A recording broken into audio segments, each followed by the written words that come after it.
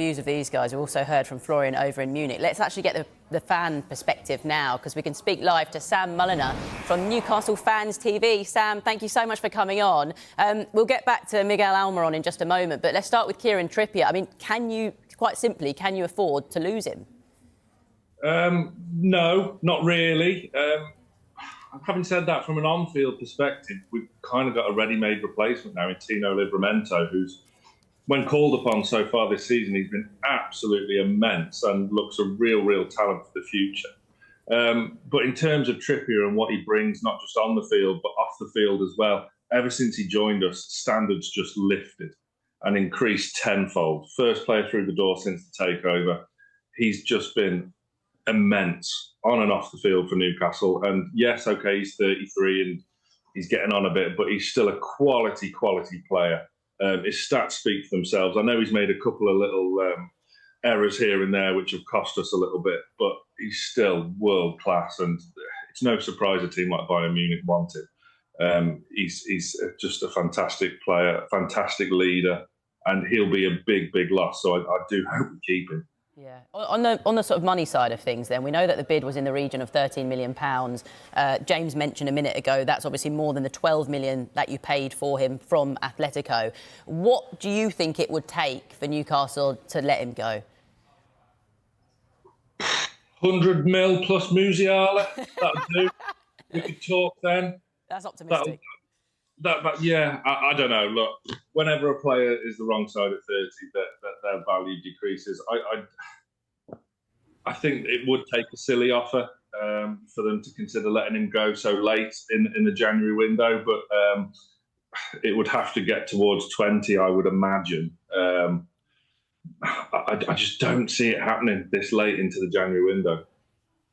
Yeah, well, 8 days left, so it's going to be interesting, isn't it? Well, let's get your thoughts on Miguel Almiron then, who is, well, having a lot of interest at the moment from Al Shabaab over in Saudi. What are your thoughts on that potential move? It's going to take a very tricky conversation because he's my 6-year-old son's favourite player. Oh. So he's got to learn. We lost Les Ferdinand and David Ginola when I was his age. It's probably the one that will hurt the least. From the three that have been linked with moves away. He blows very hot and cold. When he's great, he is phenomenal. Like the games against Paris Saint-Germain in the Champions League, both home and away, he was phenomenal. But there have been a lot of frustrating moments in between. I think we would have needed a right winger in an ideal situation anyway, just to add a bit of depth and quality and a bit of competition for places, because there are times where, because of injuries, we haven't been able to take him out of the team.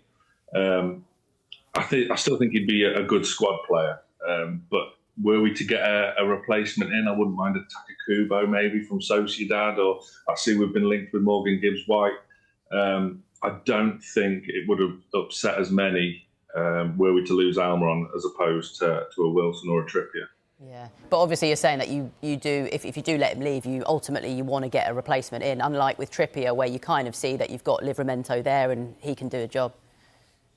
Yeah. With Livramento, as you say, a ready-made replacement. With Almiron, OK, we've got Barnes, Murphy to come back from injury. Like you were saying before, Gordon can shift to the right-hand side, but it's not ideal. We would need a replacement for Almiron, that's for sure.